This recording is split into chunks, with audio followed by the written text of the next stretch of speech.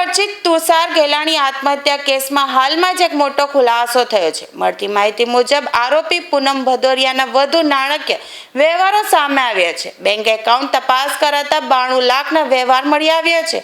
અગાઉ કરોડો રૂપિયાને લેવડ દેવડ પૂનમ ભદોરિયાએ કરી હતી। પૂનમ ભદોરિયાએ જોલી આર્કેડમાં 2 દુકાનો પોતાના નામે કરાવી લીધી છે।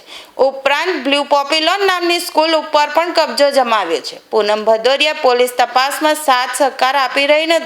પૂનમ ભદોરિયાની બહેન પ્રિયા ભદોરિયા પણ ભૂગર્ભમાં ઉતરી ગઈ છે। પોલીસે પ્રિયા ભદોરિયાને પૂછપરછ કરવા માટે નોટિસ ફટકારી છે। તુષાર ગેલાણી પાસેથી અત્યાર સુધીમાં કુલ 4 કરોડથી વધુની રકમ ઉછેટી હોવાના પુરાવા એકત્રિત કરાયા છે।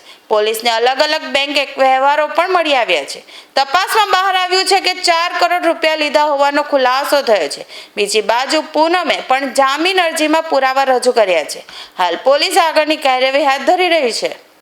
ગઈ તારીખ 12/2/2026 રોજ તન્વીબેને આપેલ અરજી અનુસંધાને ઉમરા પોલીસ સ્ટેશન ખાતે ગુનો નોંધાય।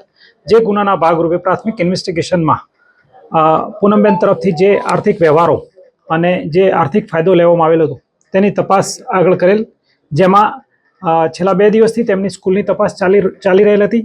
જેમાં પૂનમબેન પોતે કોઈ ભાગીદારી ડીડ અમારી સમક્ષ રજૂ કરેલ નથી તથા તેમના બેન પ્રિયાબેનને પણ વારંવાર બોલાવવા છતાં તેઓ અમારી સમક્ષ હાજર થયેલ નથી। પરંતુ ગઈકાલે તેમણે કોર્ટમાં અરજી આપેલ છે। તેમાં મેન્શન કરેલ છે કે અમારી પાસે ભાગીદાર ડીડ છે, જે પોલીસ પાસે અત્યાર સુધી આવેલ નહોતું।